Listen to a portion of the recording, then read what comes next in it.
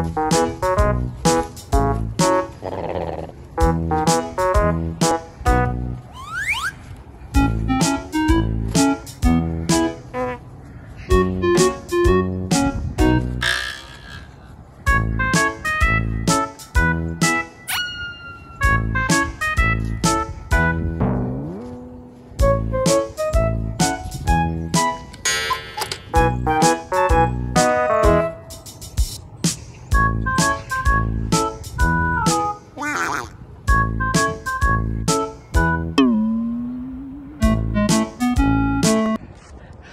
morning, everybody. It's Crafting Journey. Welcome back to the channel and the walk. Yes, I found my phone. It was under the heating pad on my bed. Strange place for it. I guess it needed some warmth and love. And what else? Oh, I found Stitch. Yes, he's walking with us. He's back there somewhere behind me. I don't know where. He's back there. Always trying to catch up. Stay tuned for the show today. New trial after starting in North Dakota. I'm going to tell you all about it. Stay tuned.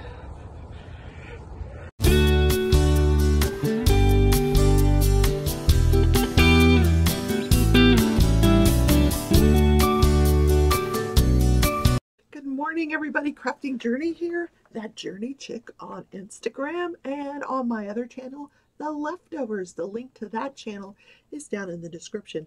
Check out yesterday morning's video. It's kind of funny in a depressing sort of way.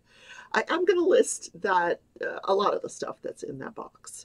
The thing that I already used myself is the protective cover for the Nintendo Switch. It actually goes on the back of the Switch and gives you kind of a cushion and an little extra grip when you're holding it and playing in bed. And if you drop it, it protects it, allegedly. Anyway, I'm working on the Black Lab. Here it is. Here's his paws. Turn on the light pad. So I'm doing this section right here. Kind of a big section, as you can see. I need to put the regular release papers there. The Great Escape. I've got Crashley here. I've got a ton of them. You know what? Let's, where are they? Hold on.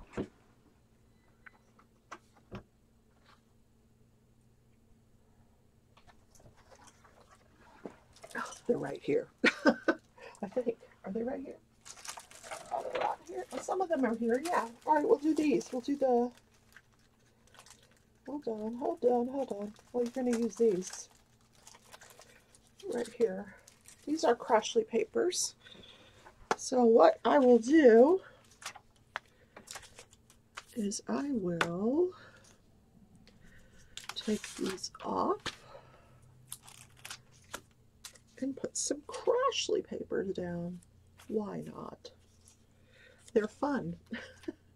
These have little, like, springtime, autumn gnomes. Maybe spring, autumn, or maybe autumn. Autumn, yeah. Let's just say autumn. I have to pick this up. It's been down here for a while. Oh my goodness. Come on. So how was you guys' Monday? I did not realize yesterday was, in a lot of places, a holiday. Because, oh, what got on my painting? Something got on the painting there. Because of Rosh Hashanah, the Jewish New Year. So a lot of courts and places recognize that as a holiday.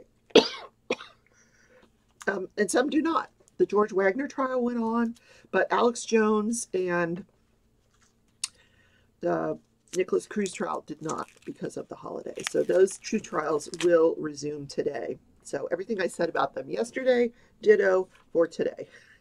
All right, now we've got some cute papers down. There we go. Now these are not as big sections as these. You can see the difference. Yeah.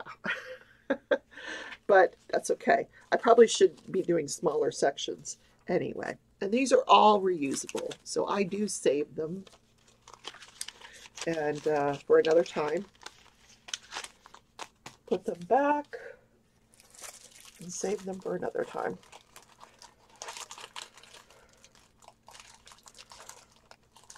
Come on.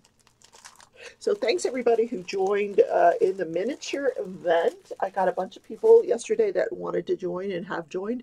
If you are thinking about doing a miniature and you want to do it along with Tia's Crazy Craft Addictions and Crafts with Crashley, let me know and I'll put you into the Facebook Messenger group where we're all gathered together to kind of lift each other up during this process. It starts November 1st, and in that group will be a discount code from Craftably for 15% off if you want to purchase a miniature from them. They are sponsoring this craft along.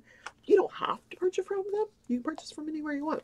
They don't have a whole huge selection. They only have 3 posted right now, but they are expected to post more. I need to learn how to talk in the mornings.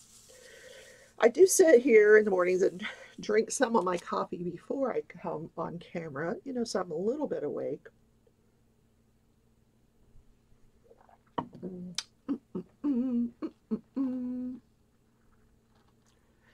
Okay, so here's where I'm working.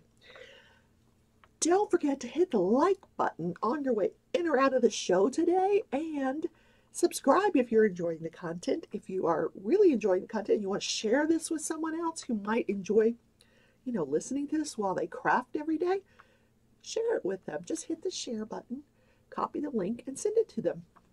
It's so easy, and it's free to subscribe to the channel. Also hit the notification bell. You want to hit all so you don't miss a single episode of whatever I'm broadcasting. This evening, I said I was going to do it yesterday, and I did not. I got lazy yesterday. I don't want to say lazy. I was working on my business. I'm so excited about this business because I'm making sales now. And I'm like, every time I make a sale, I'm like, yay. I might be earning $3. I might be earning $5, but it means stuff is moving. I've had to go to the post office like 3 days in a row to mail merchandise. I've got 2 boxes over there that have to go out. The red cowboy boots, I sold the red cowboy boots.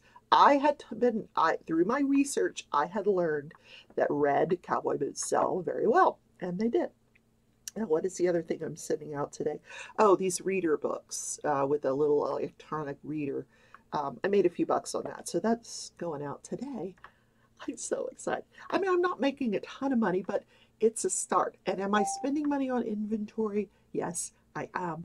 But you have to have an inventory. Some things will sell right away. Some things will sit for a while and will eventually sell. So you just have to keep putting stuff into your inventory. Yeah. So that's what I was doing yesterday. I didn't do the Disney Dreamlight Valley stream. I will do it tonight at 6:30 p.m. Central Time. And yeah, but I'm excited about work. I love what I'm doing. I love it. I look forward to Wednesdays when I can go to the Goodwills and thrift. My sister said, what are you going to do when the weather gets bad and there's no yard sales? I said, well, go to the thrift shop. But I can talk. Go to the thrift stores. Yeah. So I need to find more thrift stores than just the Goodwill. So, I mean, I need to, like, I know there's, sometimes there's churches that have, you know, thrift things going on. So I need to find more than what I'm just doing here.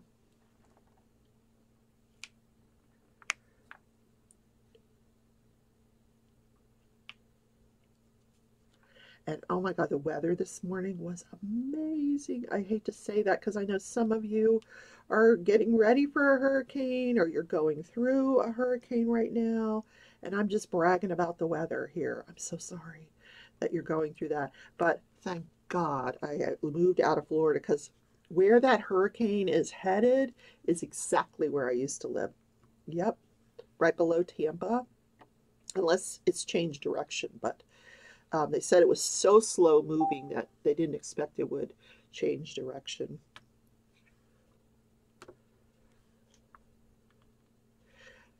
I did a post in the Gnome Home group, that's the name of the messenger group for the miniatures. And so that's the binging that you hear, people are responding.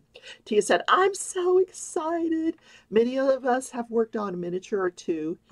Now, For the experienced ones, how do you add the bling and pizzazz to your gnome home? That's going to be good. It's going to be good. Yeah, Tia wants to bling hers. Of course, she's the bling queen. I'm doing a camper, so I don't know that I'm going to bling it. And every time I think of doing this camper, I think of the Wagner case where the guy was killed in his camper. I know that's terrible, isn't it? And then here I am doing a camper. I don't think the Wagner case will still be going on when the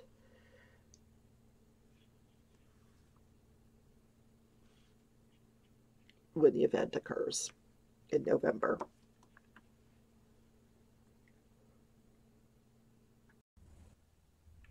So we do have a lot to talk about in crafting and crime today. So first, the George Wagner case. We'll just get that one out of the way.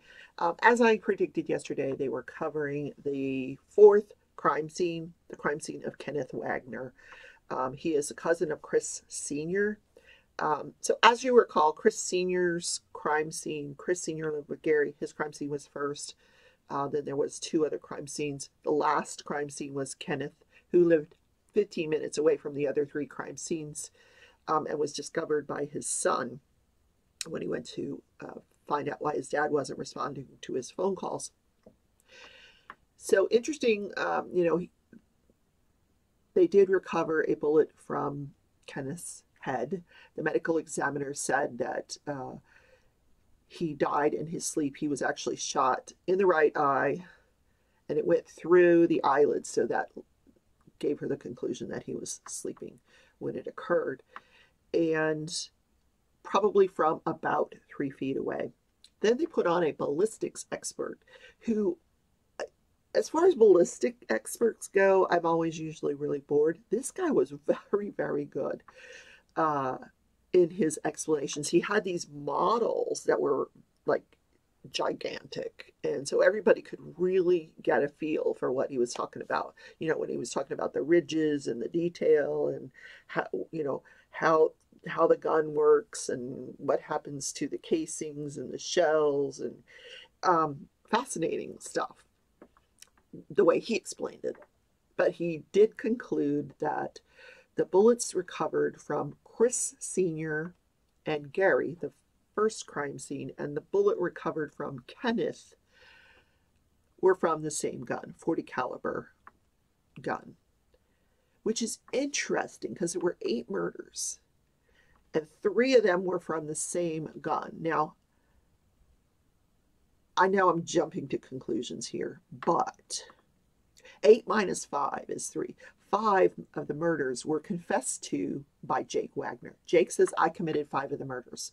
So is it a stretch to believe that either George or his father killed Chris and Gary and Kenneth? I don't know. I'm just saying, I haven't heard evidence about. The ballistic expert is supposed to return to the stand today. So, and he did examine all of the crime scene ballistics. So we're expected to hear more about the other crime scenes today. And I'm curious to see what gun they came from. Was it a different gun?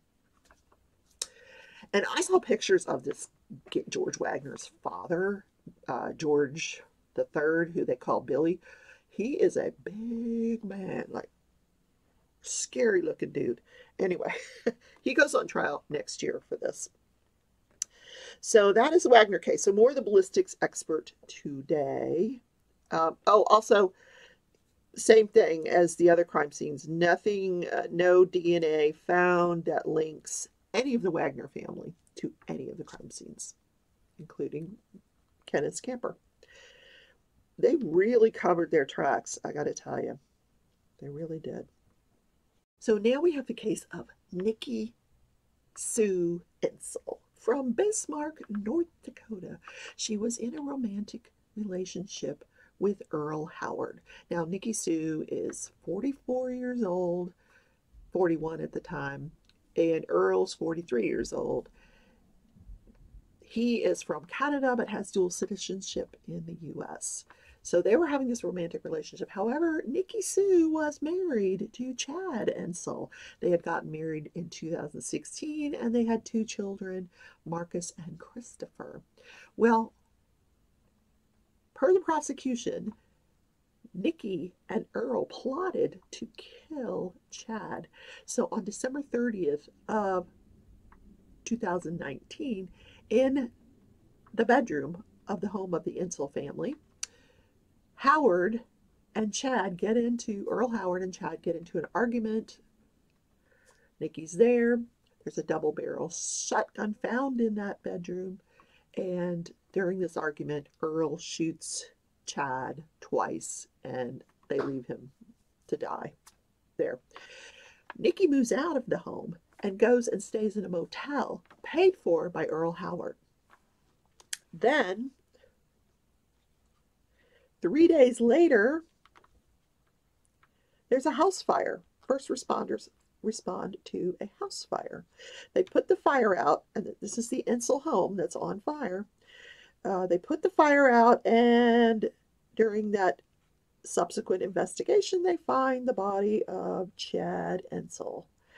An autopsy is performed, and they say, lo and behold, he didn't die in the fire. He died from gunshot wounds. And they find the shotgun, and now they're looking for Nikki and Earl.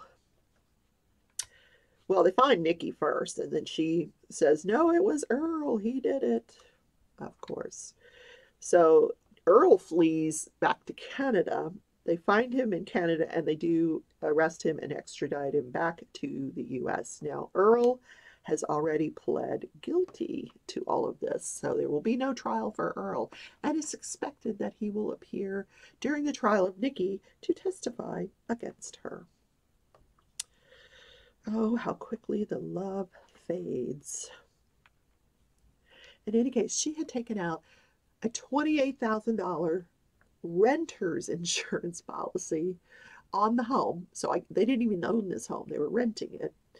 And after the fire, she tries to collect on the policy. She had just taken this policy out days before the fire and tries to collect on it. Well, that didn't go through. Because the examination of the firearm was inconclusive as to who actually shot or who pulled the trigger, Earl was sentenced to 50 years in prison with 25 years suspended because they couldn't really prove the murder. However, he will be eligible for release after 21 years. At the time, he'll be what? 40, 50, 60. He'll be in his 60s when he's released.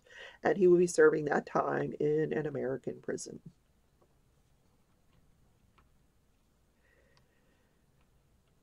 So today we have, after many, many delays because of COVID and firing of lawyers and different delays, this trial is finally coming to fruition today. Yesterday they picked 12 jurors. They have actually, because they didn't have a courtroom big enough for this trial, there's a couple of trials, big trials coming up in this same venue. They actually took the Capitol building and converted that into a courtroom. So there's like this seating up in the balcony and yeah, crazy. It's going to be like a luxury courtroom. So that'll be interesting. Did I miss telling you anything? No, I think that's it.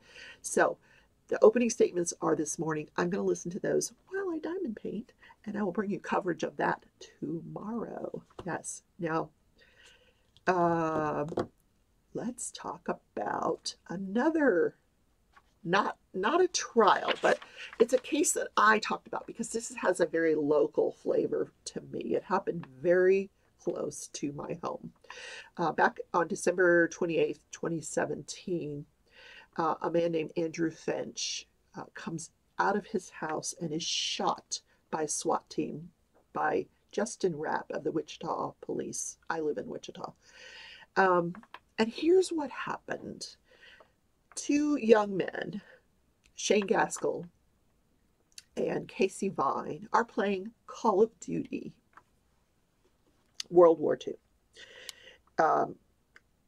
I've never been interested in first-person shooter games. So I am a gamer, but not first-person shooter games. I just don't enjoy them. So they're playing this game. They've got a $1.50 bet, and something happens, and they get into an argument, and Viner says, I'm gonna have you swatted."